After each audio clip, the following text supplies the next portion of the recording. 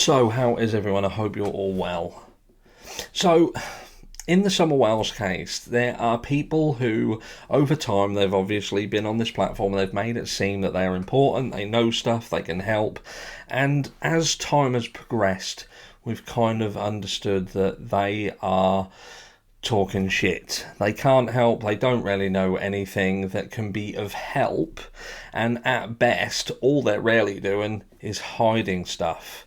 And they are never ever going to tell you or I. And that's it. You've got A and B, and that is A, know nothing, B, know something, and is physically hiding it and has no intention of telling anyone about it because of the implication that that information would have upon themselves and or their family.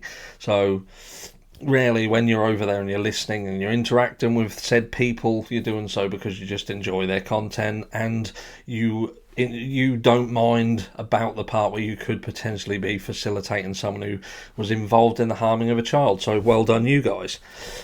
But look, who is important? Who's an important part of this story?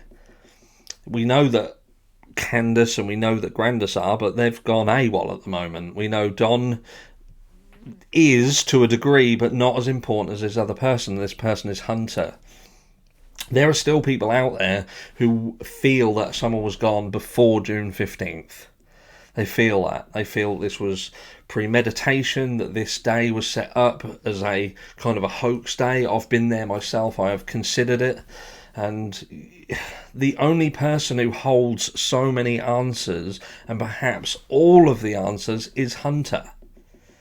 Now, either Hunter has, during one of these 4 interviews that he's had, he has literally just said the same story while yawning, and his rendition of going where they went and this, that and the other. And as we saw the interview with Chris McDonough, that is exactly how this interview went 4 times over with different people.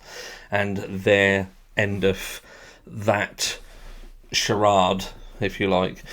Or he said something else, and they have knowledge of something else. But then I think to myself, if he'd gone to them and said, no, look, this is what happened, I'm willing to explain what happened, and this is why I lied in the first place, then we'd see movement. So we can only speculate that he has just reiterated the same story that he did with Chris McDonough. So then you have to answer one of 2 questions, and that is, was what he said to Chris McDonough 100% accurate, apart from some embellishments, but the bones of it were honest? So the fact that he got picked up, they went to where they went, and he was returned home, and Summer left and went home. Because if that's absolutely accurate, we now know that Summer was alive and well on the 15th of June. She was well at the point where they left Hunters and returned home. So whatever happened that resulted in Summer going missing happened at home. And that would have been one of 3 things, and that would have been an accident at the property, Summer wandering off of the property, or being removed from the property. So they're your only 3 options. But for that to be your only 3 options, you have to go back to Hunter and make that decision over whether what he has said has been accurate, and whether you, like Chris McDonough has, considered him to be a credible witness in what happened. Where are you? Is Hunter truly a credible witness? Or is he, at the time he would have been around 14, 15, is he one of the biggest liars in this entire situation? I know it's harsh, but we have to ask. I'll catch you all next one.